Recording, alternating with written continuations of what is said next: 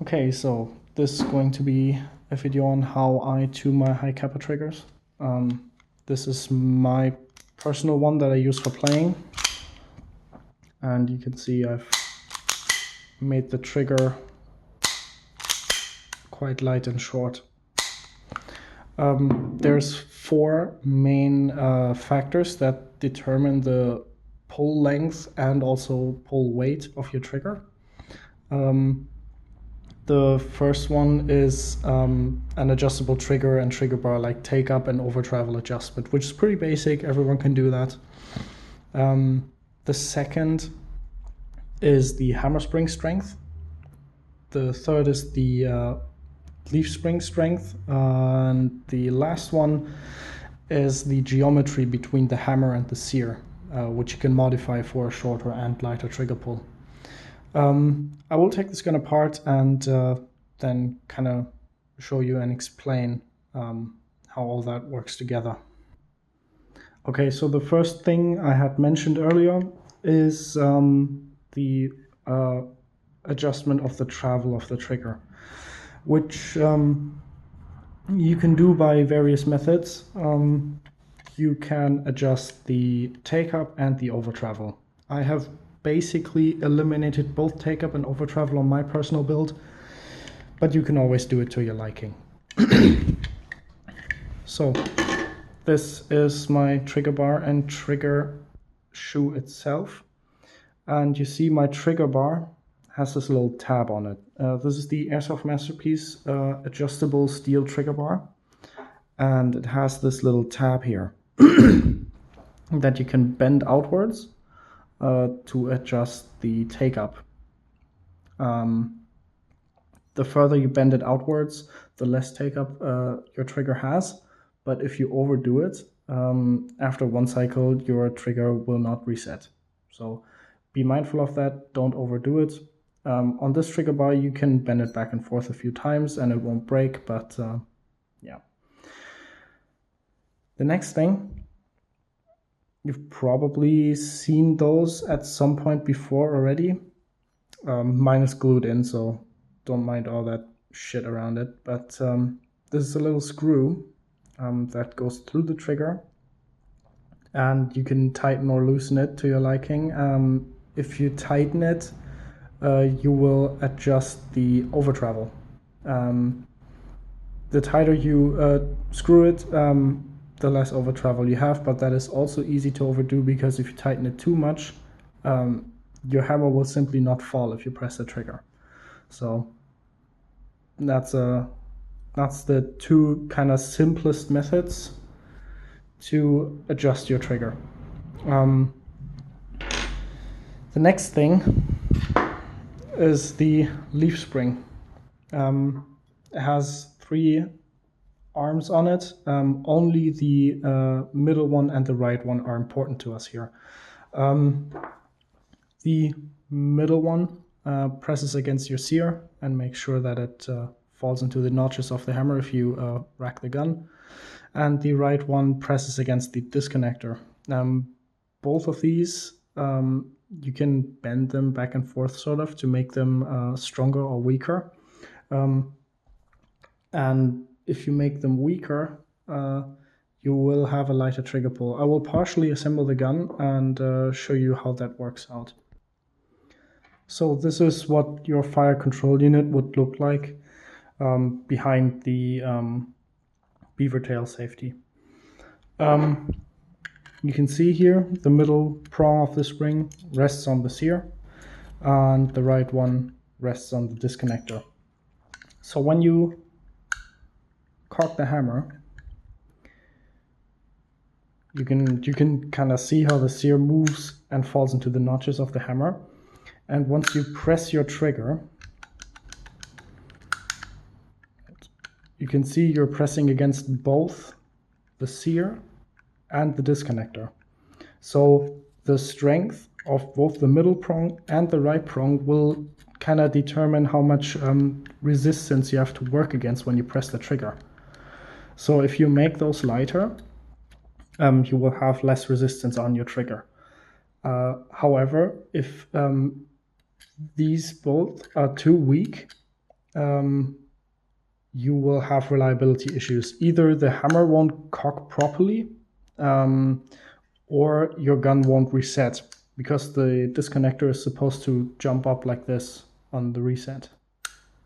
If it doesn't do that, you've made the spring too weak. So it's kind of a balance between strong enough to still work reliably, but also light enough so that the trigger is still nice and light. So next, hammer spring strength.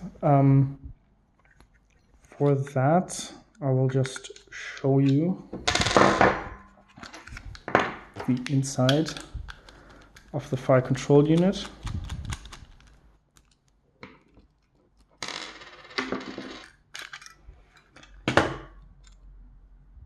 So you can see how the hammer rests on the sear, and obviously the hammer spring pushes up on the strut.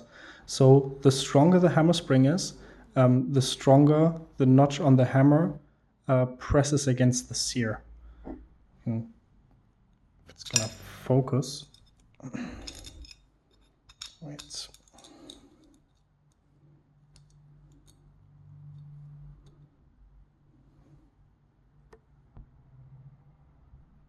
So here, between the hammer and the sear here, the more force acts on the hammer, the more resistance the sear will experience when you're trying to release the hammer. So by making your hammer spring lighter, on a TM you can even get away with a lighter hammer spring than stock.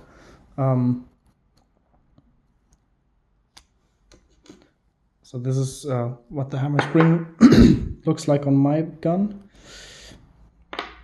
I have the Cow hammer power regulator in it, with the stronger spring and only 2 of the copper washers. This is a bit lighter than stock TM, I believe. But yeah, if you use a stock TM hammer spring or even a little bit weaker, then your trigger pull will also be somewhat lighter, because, well, there's less binding between the hammer and the sear. But don't make your hammer spring too weak, because if you do that, it might light strike, and you don't want that. So that is also about finding kind of a balance between being strong enough to still push the valve properly on your mag, and it being light enough and still performing well. Next, the most interesting part, the geometry between the hammer and the sear. So this is an Airsoft Masterpiece hammer set. And I have modified both my sear and my hammer. You can see it's been filed. And this is what the teeth look like on the hammer. So I'll first go over the hammer. You can see normally this tooth on the hammer would have a much more surface area here. There. So I've essentially just filed the top of it to make it smaller, because then the sear has less distance to travel before it actually releases the hammer. You can see it pretty well. It's important that if you choose to modify your hammer, you do not touch this surface here, at least not when it's right against the wall of the hammer here, because it has to be a perfect 90-degree angle. Otherwise, your sear will not cock reliably. If it's like angled, your sear can just slip off. So by shortening this, or by filing down this part of the hammer, you make the trigger pull shorter. You can also make it lighter. If you had more surface area here, right here, So if I had not filed this down as much, you can also angle like the outside of it without obviously modifying what I said earlier. That will also make the trigger pull lighter, but that will mean that your sear just kind of slips off the hammer, so I don't do that. So simply file this down, make it nice, like a nice curve on it or something. Deburr it. See, I've kind of deburred mine here. But also, if you do that, and if the trigger pull is very, very short, the half cock tooth of the hammer might catch on the sear when you release the hammer. If that happens, you also have to file that down.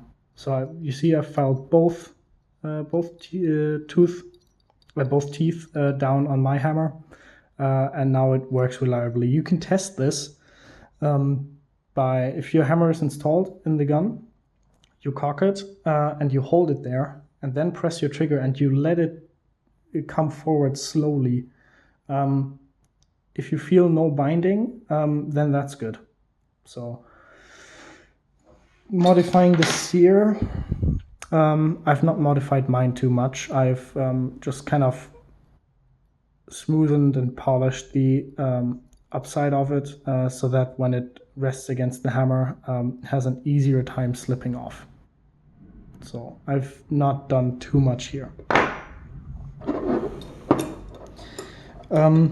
If you install an aftermarket hammer in an original TM frame, you also want to check that the hammer rotates smoothly on this peg inside there. You want to make sure that everything inside the fire control unit works smoothly with each other, so that the hammer has no problems rotating around its axis, and also that the sear has no issues, that it's not binding up against anything. See, that everything is smooth with each other. So yeah, that is essentially what you can do to make your trigger lighter and shorter on a Hi-Capa. Very, very important, if you file or grind something, don't overdo it. You can destroy your hammer. I've already destroyed 2 hammers. Luckily, those were stock TM hammers, so they were cheap, but you can very, very easily mess up your parts if you do this. So make sure that you take care and do this carefully. It's just worth the time doing it correctly the first time and not having to buy another hammer because you destroyed your first one. So yeah, that's about it. That's what I've done to my Hi-Capa to achieve the trigger pull you saw at the start of the video. There's not really anything else that I know of that you can do. And yeah, take care. Don't break your Kappa.